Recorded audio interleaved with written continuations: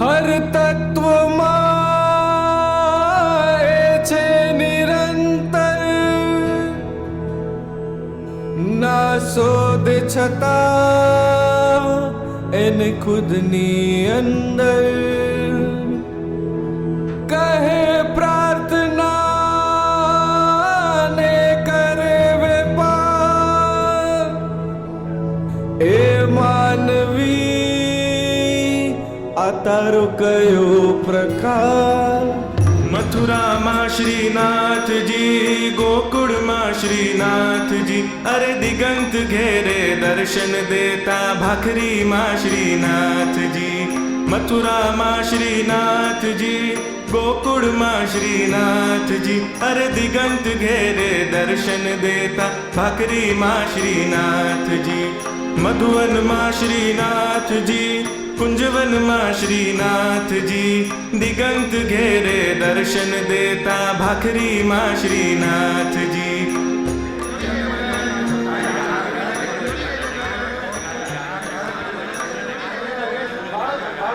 જય શ્રી કૃષ્ણ દિગંતભાઈ, જય શ્રી કૃષ્ણ. જય શ્રી કૃષ્ણ વૈષ્ણવો, જય શ્રી કૃષ્ણ. કાલે ફરીથી પરિવાર સાથે શ્રીજી બાબાના દર્શન કરવા પધારજો. એ ભલે ભલે. અરે હા, ભેટ લઈને આવવાનું ભૂલતા નહીં હો. હવે ભેટ વગર તમે ક્યાં આવવા દો છો? કેમ? હા. હા, જય શ્રી કૃષ્ણ, જય શ્રી કૃષ્ણ. હા. જય શ્રી કૃષ્ણ દિગંતભાઈ, જય શ્રી કૃષ્ણ. અરે કેટલી વાર જય શ્રી કૃષ્ણ. અરે આ શું? પપ્પા, હું રોજ દર્શન કરું છું ઠાકોરજીના. દર્શન સદા કાર્ય નથી બેટા. આપણા પુષ્ટિ માર્ગના સિદ્ધાંત પ્રમાણે સેવા સદા કાર્ય છે. કૃષ્ણ સેવા સદા કાર્ય. અરે બેટા જો, સેવામાં દર્શન આવી જાય પણ દર્શનમાં સેવા નથી આવતી. પણ આ પપ્પા મેં માનતા માની હતી હા. કે આપણા લીધેલા શેરના જો ભાવ વધશે ને તો દર પૂનમે હું નાથ દ્વારા પગે લાગવા જઈશ. અને જુઓ, આપણી માનતા ફળી. આ 6 મહિનામાં રામાશ્રીના ભાવ કેટલા વધી ગયા જ નહીં? જો બેટા, શ્રી વલ્લભ તો આજ્ઞા કરે છે. ન લૌકિક પ્રભુ કૃષ્ણો મનુતે નૈવ લૌકિકમ. પ્રભુને લૌકિક નહીં માનવા, એ તો અલૌકિક ભક્તિનું દાન કરશે. શુદ્ર લૌકિક પૈસાનું દાન નહીં. અને આ બધું બીજા સંપ્રદાયમાં હોય, બીજા માર્ગમાં હોય, મર્યાદા માર્ગમાં હોય, પણ આપણા પુષ્ટિ માર્ગમાં નહીં. સમજો દીકરા? બસ આટલી જ ચિંતા છે? અરે પપ્પા, તમે જરાય ચિંતા નહીં કરો. હું ઠાકોરજીની બધી સેવા કરી નાખીશ. કે હું મારા અંતરાત્માનું સાંભળું છું. મારો અંતરાત્મા મારી સાથે વાતો કરે છે. અરે તમારા ઘરે બિરાજતા ઠાકોરજી મને સાક્ષાત દર્શન આપે છે. અરે તમારા ઠાકોરજી મારા સપનામાં આવે છે ને વાતો કરે છે. હવે બોલ તું, આપણા ઘરે આપણા માથે બિરાજતા આપણા ઠાકોરજી એના સપનામાં આવે? હમણાં થોડા દિવસ પહેલા સોનાનું અત્તર લઈને આવ્યો હતો. મને કે આ ઠાકોરજીને ધરાવો. કેમ ભાઈ? તો કે તમારા બાલુડાએ મારા અંતરાત્મા સાથે વાત કરેલી કે વર્ષા ઋતુ આવી છે એટલે સૌંધાનું અત્તર શ્રીનાથજીને ધરાવો. વાહ વાહ વાહ. અરે અરે આ શું કરે છે તું? કેમ? આમ ઠાકોરજીની આરસીમાં આપણે મોઢું ન જોવાય. જો હું તને આરસી રેખાનું મહત્વ સમજાવું. આપણે પ્રભુને આરસી બતાડીએ ને ત્યારે એકમાં પ્રભુનું પ્રતિબિંબ દેખાય.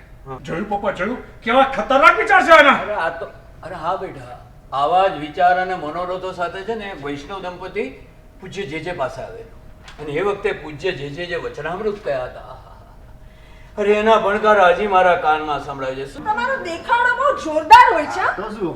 એ ઓલું તમારું અંતરાત્મા વાળું નાટક બહુ નીકળી પડ્યું ને? પણ મને ક્યારેક ક્યારેક વિચાર આવે છે, નાટક તો નાટક જ છે પણ સચ્ચાઈ જુદી છે ને? અશોક, કોણ છે? હું બોલું છું. પણ હું કોણ? તારો અંતરાત્મા. હે? તને ખબર છે તું કોણ છે? અશોક? તું અશોક નથી ગાંડા. હું ગાંડો છું? તું મહાપુરુષ છે. ગાંડો મહાપુરુષ? પણ જે કહેવાનું હતું એ કહી દીધું. ડોબા. વાહ વાહ વાહ, આજે તો હું ધન્ય ધન્ય થઈ ગયો. મારા અંતરાત્માનો સાક્ષાત્કાર થઈ ગયો. અરે આ સર્જકના ખરા હકદાર તો પૂજ્યપાદ ગોસ્વામી શ્રી ગોપેશ કુમારજી મહારાજ શ્રી છે. વાલા વૈષ્ણવો, હાસ્ય અને મનોરંજનની દ્રષ્ટિએ તમે આ સર્જનને માણ્યું, પણ કૃષ્ણ સેવાના સુરમ્ય વાતાવરણ હોવા છતાંય દિગંતરૂપી આંધીઓમાં કેટલાય વૈષ્ણવો પોતાની દિશા આજે ખોઈ ચૂક્યા છે. પણ આ અવળીને સવળી કોણ કરશે? કરુણાના કરનારા શ્રી વલ્લભ અને વિઠ્ઠલ કરશે. એમની બતાવેલી નવધા ભક્તિ કરશે, એમની બતાવેલી પ્રેમ લક્ષણા ભક્તિ કરશે.